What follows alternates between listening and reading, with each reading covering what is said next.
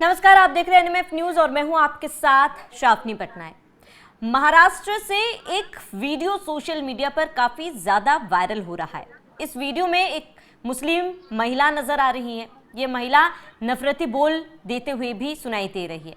ये मुस्लिम महिला ये कह रही है कि भारत का हाल भी नेपाल जैसा होगा। उसने ये भी कहा कि टीवी पर जब रामायण चलाया जाता है उस रामायण के जगह कॉन्स्टिट्यूएंसी चलानी चाहिए। और हैरानी की बात यह है, जब ये महिला ये तमाम बातें कह रही थी, ये बयान दे रही थी, तब उद्धव ठाकरे वही मौजूद थे।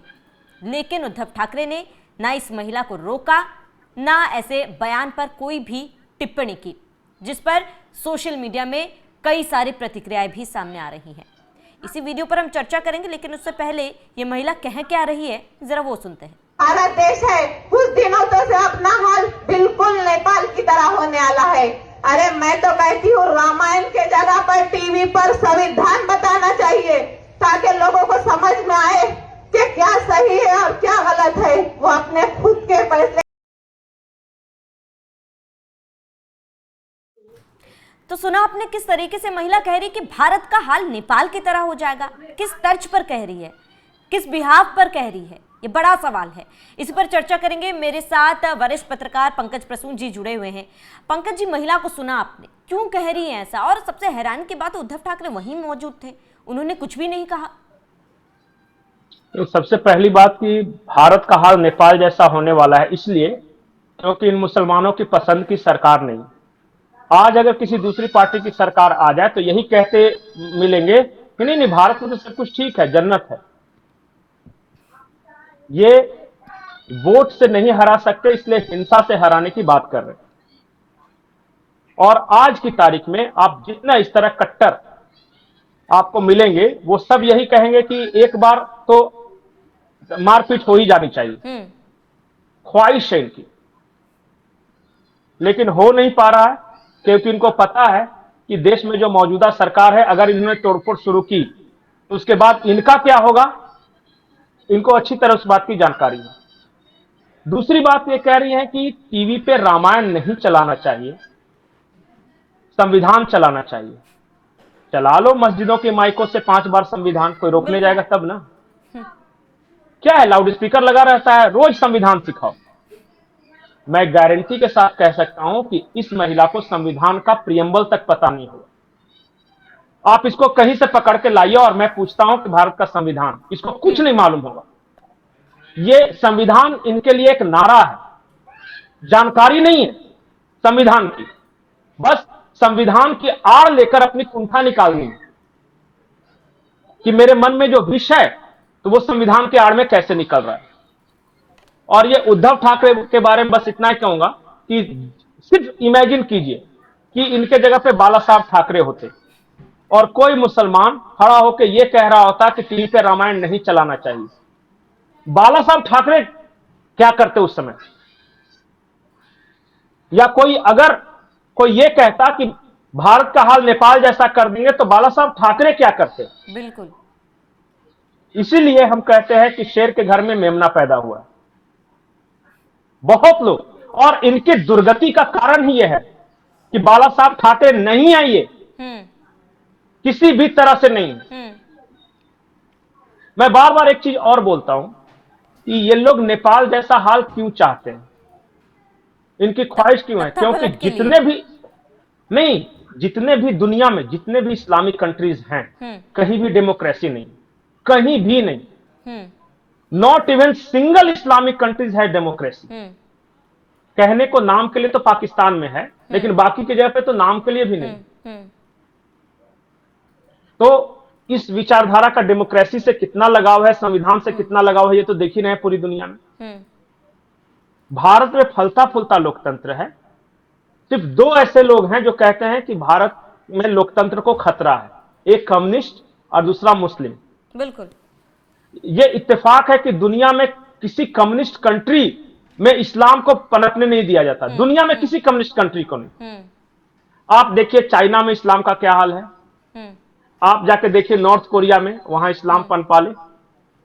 आप जाके क्यूबा देख लीजिए, वेनेजुएला देख लीजिए, कहीं भी देख लीजिए जहां पे लेफ्टिस्ट हैं या कम्युनिस्ट हैं, वहां पे इस्लाम को खत्म और भारत में ये इस्लामिक और कम्युनिस्ट गठजोड़ कहता है कि लोकतंत्र की रक्षा करनी। बिल्कुल।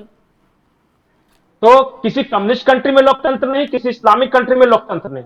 जहां कम्युनिस्ट है वहां इस्लाम नहीं है, जहां इस्लाम है वहां कम्युनिस्ट नहीं। और भारत में इन दोनों ने हाथ मिला लिया है कि हमें लोकतंत्र की रक्षा करनी है।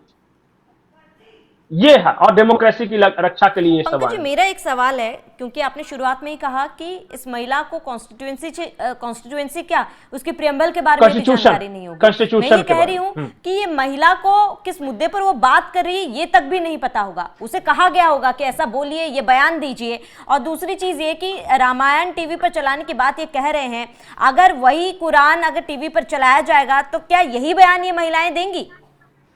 नहीं, इनको रामायण से दिक्कत है। ये देखिए, जब ये डिफेंसिव होंगे ना तो कह देंगे कि भगवान राम इमाम हिंद थे, और बाद में पता चलेगा कहेंगे कि राम का नारा जो है ना वो गाली है। दोनों बात ये कहते हैं परिस्थिति के अनुसार।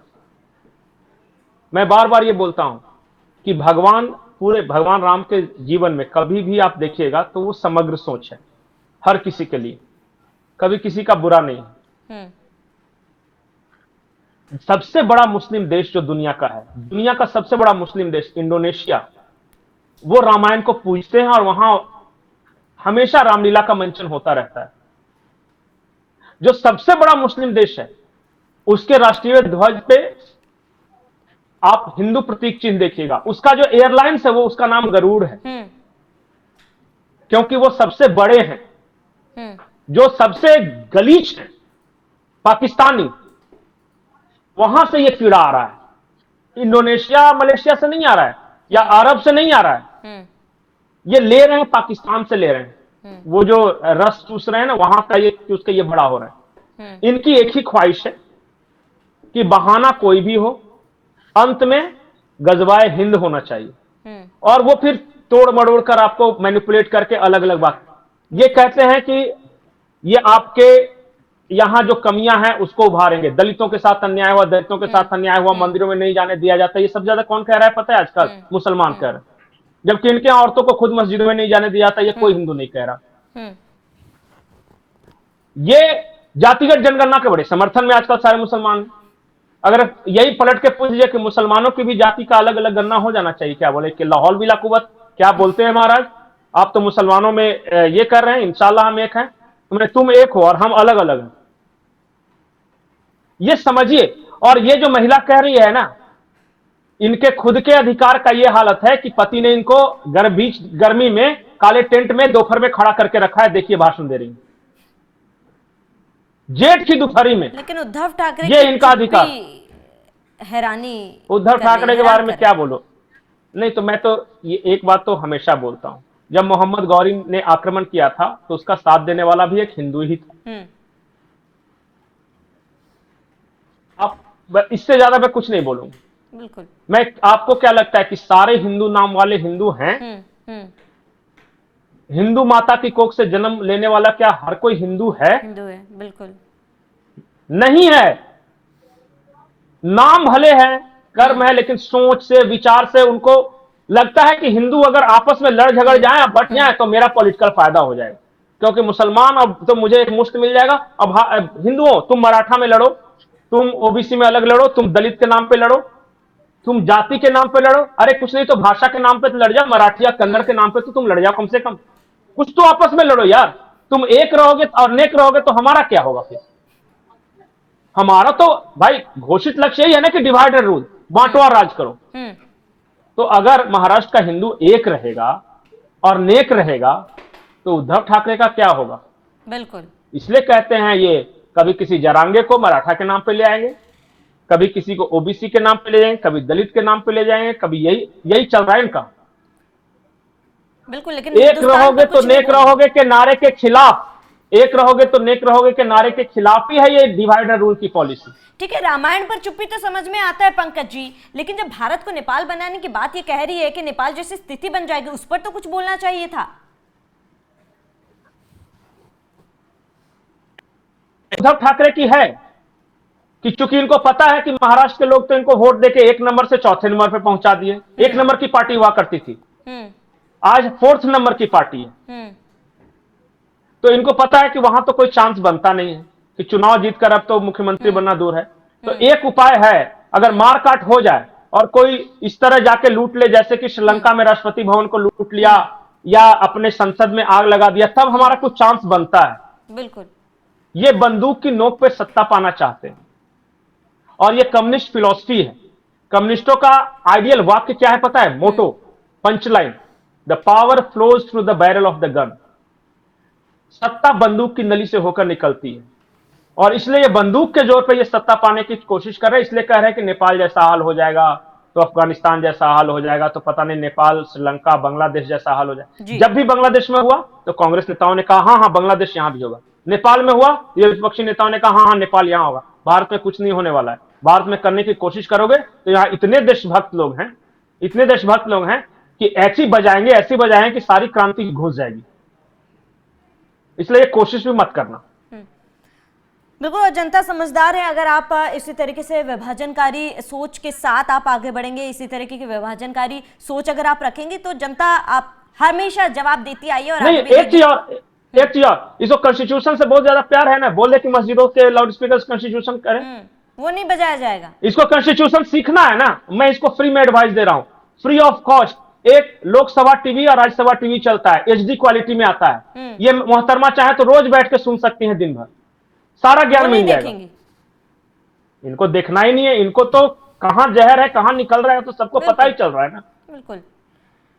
साथ ही आप हमारी जनता को इस वीडियो में आपने देखा किस तरीके से ये महिला ये बयान दे रही है, उन्हें टीवी पर रामायण नहीं कॉन्स्टिट्यूएंसी देखनी है। आप इसके साथ ही वो ये भी कह रही हैं कि भारत का हाल नेपाल जैसा हो जाएगा। आप सभी का इस बयान पर क्या कहना है, किस तरीके से बयान, और इधर उद्धव ठाकरे की चुप्पी पर भी आपका क्या कहना है, हमें कमेंट कर जरूर बताएं। साथ ही हर छोटी बड़ी अपडेट्स के लिए आप हमारे वेबसाइट newsnmf.com पर जरूर जाएं।